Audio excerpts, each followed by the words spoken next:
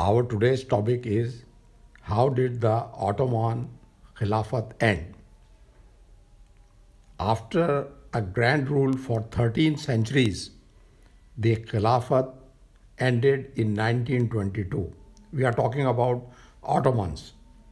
The end came through a mastermind conspiracy of the British in connivance with two Arab tribal leaders, namely Sharif Hussain, who is a descendant of our prophets Sallallahu Alaihi Wasallam Banu Hashim tribe, as he is from the Hashmi clan, and great grandfather of present rulers of Jordan. And another person, Faisal, an Arab whose descendants are now the rulers of Saudi Arabia. In order to connect Berlin and Baghdad, which is the capital of Iraq. At that time, there was no Iraq. The Germans built the 1,000 miles Baghdad railways, and Britain hired Lawrence as a secret agent to study the movement and details of this German train in order to disrupt the movement of arms from Germany to Baghdad. His selection was based on the fact that during his studies at Oxford, he had visited Syria in 1909 and traveled 1,000 miles on foot to see the Christian archaeological sites. Lawrence can be labeled as an insurgent and, in today's term, a terrorist. In order to succeed in his mission, he was like Osama bin Laden, who was hired by the West and the Allied forces to get rid of Russian interference in Afghanistan. So he was just like that. In order to succeed in his mission, Lawrence of Arabia, as he was called, learnt Arabic, adopted the dress and customs of the Arabs to get close to them. He even apparently converted to Islam to dispel any doubts of the Arab tribesmen.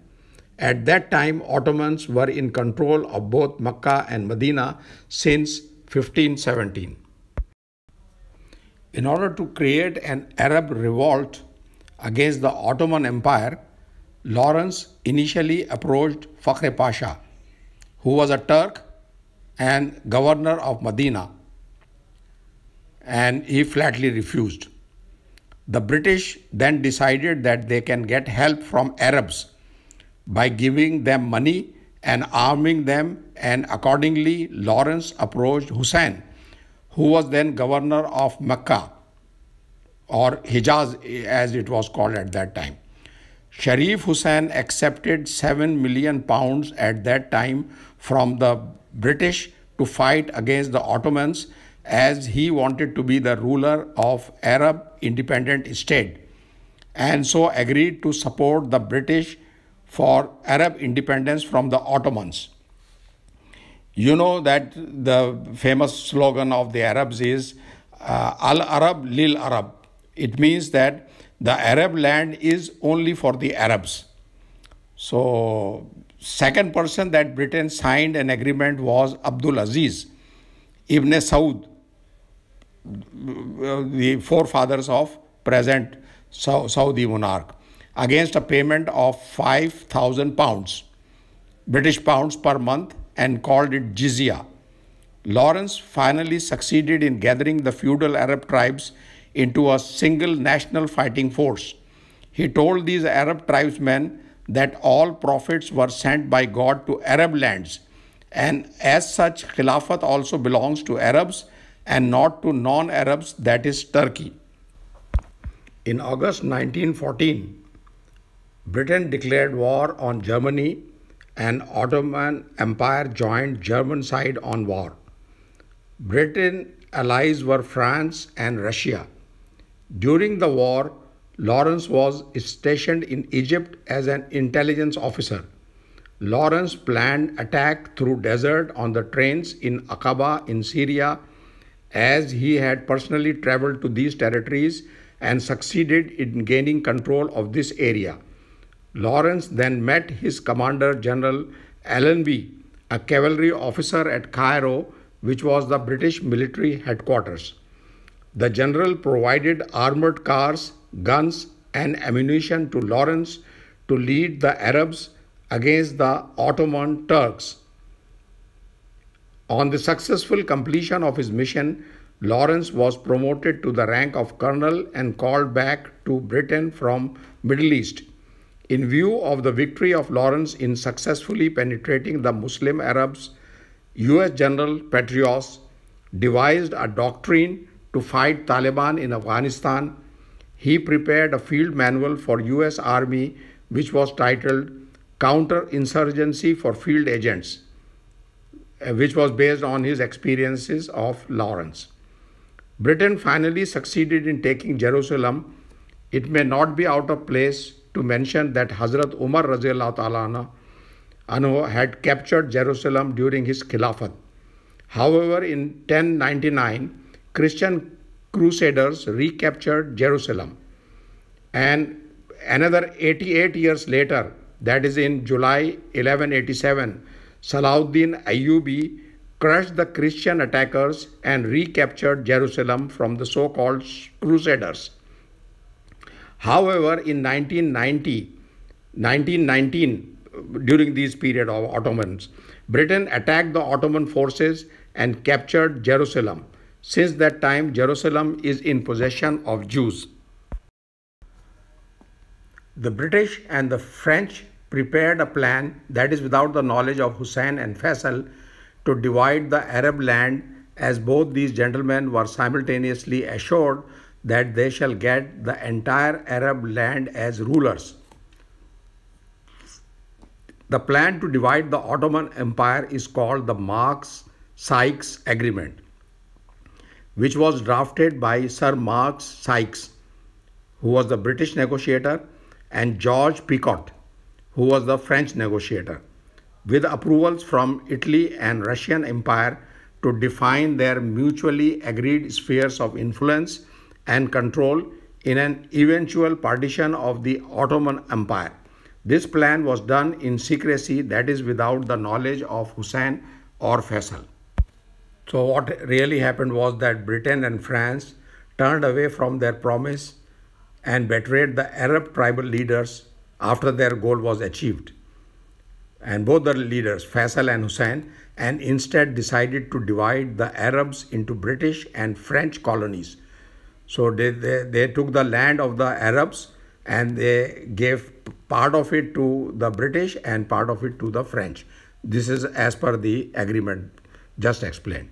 After the defeat of the Ottomans, the first international peacekeeping organization was established in 1919, named the League of Nations, which was ultimately, it fizzled out and it was replaced by United Nations, the present United Nations, that mandated administrative power to Britain and France to rule over the Arab territories. Very surprising. The agreement divided the Ottoman Empire outside the Arabian Peninsula. Britain got South Israel, Palestine, Jordan, southern Iraq, ports of Haifa and Acre. France got southeastern Turkey, northern Iraq, Syria and Lebanon. In Syria, Faisal was already its self-made governor since last 16 months, and the French used force and deposed Faisal in 1920, who fled to Palestine. This is what happened to Faisal, who supported, and the British, they worked through Faisal, and ultimately, they made an agreement with the French, and the French used force and deposed Faisal in 1920, and he had to flee to Palestine. Russia got Western Armenia, Constantinople, and Turkish states. Italy got southern Anatolia. Palestine was to be under international administration. The agreement was to be binding on Turkey for 100 years, which shall now end in 2023. Now, just to remind our viewers about the strength of the Ottoman Empire. It was a huge empire. spreading from Asia to Europe, and it included 39 present-day countries. And I'll name all of them. Algeria, alphabetically I'm naming the countries. Some of these countries were not there at that time, but I'm talking about the present-day names so that we are all familiar with it. Algeria, Armenia, Albania, Austria, Bahrain, Bosnia, Bulgaria, Croatia, Cyprus, Djibouti, Egypt, Georgia, Greece, Hungary, Iraq, Israel, Jordan, Kosovo, Kuwait, Lebanon, Libya, Macedonia, Moldova, Montenegro, Morocco, Palestine, Qatar, Romania, Saudi Arabia, Serbia, Slovakia, Somalia, Syria, Turkey, Tunis, Ukraine, and Yemen. You must all be wondering as to what was the role of the Muslims of the undivided India during this British-sponsored uprising against the Caliphate. Besides this topic, what I am saying is that the British used the Khilafat, the rulers, to ask the Muslims from India to help them during the First World War. And most of the Indians, they even got Victoria Cross, fighting for the British. You must all be wondering as to what was the role of the Muslims of the undivided India during this British-sponsored uprising against the Caliphate. Well, the Sultan or the Khalifa, Abdul Hamid, whose rule was from 1876 to 1909, approached all Sunni Muslims, including those from India, and a Khilafat movement was started by Maulana Muhammad Ali Johar and his brother Shaukat Ali Johar to sympathize with the Ottoman Khalifa. The Caliphate was later abolished by the Turks in 1924. To this day, the Turks still remember the solidarity shown by the Muslims of undivided India, and as such, the Turks show great regard and respect for the Muslims of India and Pakistan.